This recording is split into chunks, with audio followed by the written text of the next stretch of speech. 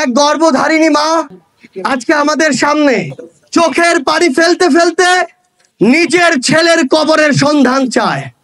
সেদিন চট্টগ্রামে গিয়েছি, 1 বছরের ছোট্ট ইয়ানা আমাকে জিজ্ঞাসা করে তার ভাই কোথায়। আরেক শহীদের মা আমাকে জিজ্ঞাসা করে তার ছেলেকে একটা বুলেট বুকে বিদ্ধ করলেই তো তার জীবন চলে যেত, কেন 9টা বুলেট খুনি হাসিনার হুকুমে তার বুকে মারা হয়েছে। আরেক মা আমাকে এক শহীদ ভাইয়ের নিথর দেহ দেখায়, স্ট্রেচারে পড়ে আছে, সেই দেহর পাশে তার শরীরের তার মাথার মগজটা আলাদা করে পড়ে আছে। আরেক শহীদ বাবা আমাকে তার সন্তানের নিথর দেহ দেখায়, যেই দেহ খুনি হাসিনার হুকুমে খুন করে 2 পুলিশ সদস্য এপিসির উপর থেকে নিজে ছুঁড়ে মারছে। আমার ভাই খোকন এখানে বক্তব্য দিয়ে গিয়েছে, যেই খোকন ভাইয়ের মুখে ওই খুনি হাসিনার হুকুমে বুলেট দিয়ে তার মুখ ঝাঁঝরা করা হয়েছে। আমার টাঙ্গাইলের 18 বছর বয়সের ভাই হিমেল, যার মুখে ওই খুনি হাসিনার হুকুমে পুলিশের কিছু সদস্য 350 ছড়া বুলেট মেরেছে। 2024 সালের ছাত্র জনতার অভ্যুত্থানের হাজারো এমন চিত্রের মধ্যে এগুলো হচ্ছে কয়েকটি চিত্র। বিগত 16 বছর ধরে এই দেশে খুনি হাসিনা এই দেশের মানুষকে, জনগণকে বিভিন্ন ট্যাগ দিয়ে, বিভিন্ন রাজনৈতিক নাম দিয়ে, বিভিন্ন মতাদর্শের নাম দিয়ে যেভাবে খুন করেছে, যেভাবে জেলে নিয়েছে, যেভাবে মামলা দিয়েছে, হয়রানি করেছে, তা আমরা এখনই ভুলতে বসেছি। আমরা বিগত 16 বছরে বাংলাদেশের সকল রাজনৈতিক দল বিভিন্ন সময়ে বিভিন্ন ভাবে তাদের বিরুদ্ধে বিভিন্ন ভাবে নামার চেষ্টা করেছি। আমরা কি সফল হয়েছিলাম? বিগত 16 বছরে যখন আমরা এককভাবে বিভিন্ন ব্যানার নিয়ে রাজপথে ওই খুনির বিরুদ্ধে নেমেছি, আমরা কিন্তু সফল হইনি।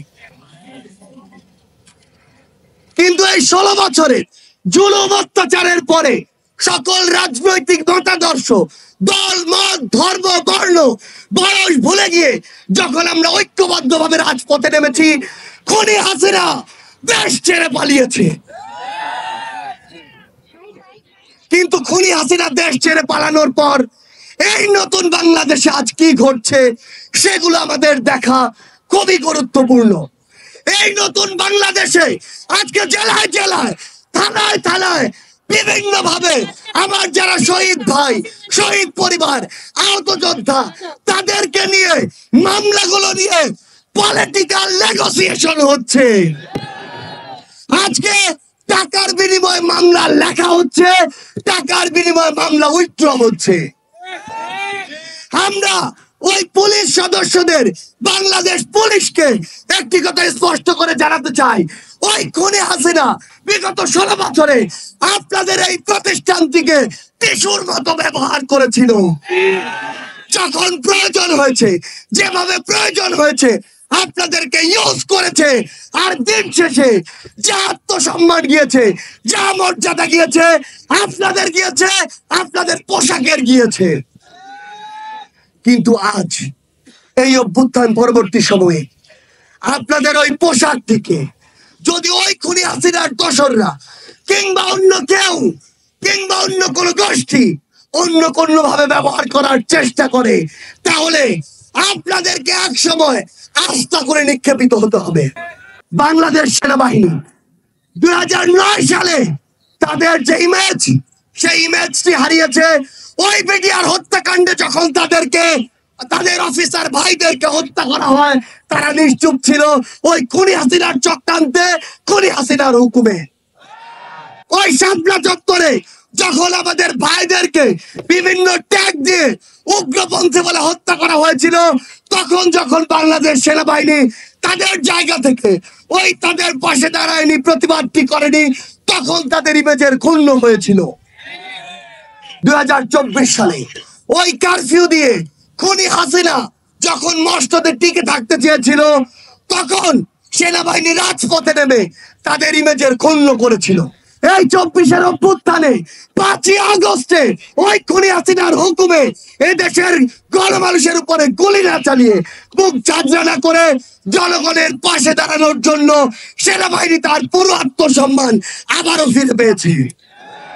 কিন্তু আজ আমরা বাংলাদেশ সেনাবাহিনীকে শ্রদ্ধার জায়গায় রেখে একটি কথা স্পষ্ট করে বলতে চাই, ওই খুনি হাসিনা কিংবা তার দোসর কিংবা ভারতের কোন দালাল কিংবা কোন এজেন্ট যদি আপনাদেরকে ব্যবহার করে বাংলাদেশের মানুষের কাছে আসার, বাংলাদেশের মানুষকে আপনাদের মুখোমুখি করার বিন্দু মাত্র চেষ্টা করে, আমরা আপনাদেরকে আমাদের জায়গা থেকে বলে দিতে চাই, আহ্বান করতে চাই, এই চেষ্টা যেন সকলেই আমরা একসাথে প্রতিরোধ করি। আপনারা যেন আপনাদের জায়গা থেকে এমন কোন চেষ্টা বাংলার মাটিতে সফল হতে না দেন। আমরা স্পষ্ট করে আমাদের জায়গা থেকে বলে দিতে চাই, বাংলাদেশ সেনাবাহিনী সহ বাংলাদেশের যে কোনো প্রতিষ্ঠান যারা জনগণের দাবির সাথে থাকবে, জনগণের সাথে থাকবে, দেশের সাথে থাকবে, তাদের সাথেই শুধু জনগণ থাকবে, বাকিদের অবস্থা হবে ওই খুনি হাসিনার মতো। ভারতকে একটা কথা স্পষ্ট করে বলে দিতে চাই, ভারতের সাথে বাংলাদেশের সম্পর্ক তখনই হবে যখন ভারতের সাথে বাংলাদেশের সম্পর্ক হবে সম্মানের, যখন ভারতের সাথে বাংলাদেশের সম্পর্ক হবে সমতার। কিন্তু ওই ভারত বিগত 16 বছরে দেশের সাথে দলের যে সম্পর্ক করেছিল, ভারতের সাথে আওয়ামী লীগের যে সম্পর্ক করেছিল, সেই সম্পর্ক যদি আগামীতে তারা স্বপ্ন দেখে, সেই সম্পর্ক এই বাংলাদেশ আর কোনোদিন সফল হবে না। আমরা একটি কথা স্পষ্ট করে বলে দিতে চাই, এই বাংলাদেশে হিন্দু মুসলিম বৌদ্ধ খ্রিস্টান আমাদের পাড়ের ওই ভাইরা আমরা একসাথে থাকবো, একসাথে লড়বো। কিন্তু কোন ধর্মের নাম করে, কোন জাতির নাম করে কেউ যদি আমাদের মধ্যে বিন্দু মাত্র কোন উগ্রবাদী চিন্তাধারা, উগ্রবাদী চক্রান্ত করার চেষ্টা করে, সকল ধর্মের যোদ্ধারা আমরা একসাথে তাদেরকে প্রতিহত করব। এই বাংলাদেশে বিগত 16 বছরে এই যে গুমগুলো হয়েছে, এই যে খুনগুলো হয়েছে, এই যে হত্যাগুলো হয়েছে, এই যে জুলুমগুলো হয়েছে, এই যে গণপ্রজাতন্ত্রী বাংলাদেশ, গণতন্ত্রের বাংলাদেশকে গণজুলুমতন্ত্রের বাংলাদেশে পরিণত করা হয়েছে, সেই বাংলাদেশকে আবার যদি কেউ ওই পুরনো কায়দায় ফিরিয়ে নিতে চায়, আমরা আর তাদেরকে সেই সুযোগ দিব না। আমরা কি সেই সুযোগ দিব? আমরা কি সেই সুযোগ দিব? আমরা কি 24-এর অভ্যুত্থানে সেই স্পিরিটকে ধারণ করি? আমরা কি সেই স্লোগানে গলা মিলাতে পারি? ফাঁসি ফাঁসি ফাঁসি, দিল্লি না ঢাকা, দিল্লি না ঢাকা, ক্ষমতা না জনতা, ক্ষমতা না জনতা, দিয়েছি তো রক্ত, আরো দেব রক্ত, রক্তের বন্যায় ভেসে যাবে অন্যায়। আবু সাইদ মুক্ত, শেষ হয়নি যুদ্ধ, সাইদ ওয়াসিম মুক্ত, শেষ হয়নি যুদ্ধ, আবু সাইদ মুক্ত, শেষ হয়নি যুদ্ধ। আমাদের যুদ্ধ শেষ হয়নি, আমাদের লড়াই শুরু হয়নি। আমরা আমাদের লড়াইয়ের মাত্র প্রথম ধাপ অতিক্রম করেছি। আমরা বিশ্বাস করি ক্ষুদ্র ব্যক্তি স্বার্থ, দলীয় স্বার্থ, অন্য স্বার্থগুলোকে এক পাশে রেখে যদি 24-এর অভ্যুত্থানের মতো আমরা আবারও ঐক্যবদ্ধভাবে ওই ফ্যাসিস্টদের বিরুদ্ধে রাজপথে থাকতে পারি, তবে আমাদের যে বিজয়, আমাদের যে লড়াই, আমাদের যে সংগ্রাম, সেই সংগ্রামের বিজয় আবশ্যক। আমাদের আবারও দেখা হবে রাজপথের কোন লড়াইয়ে অথবা বিজয়ে। ইনকিলাব জিন্দাবাদ।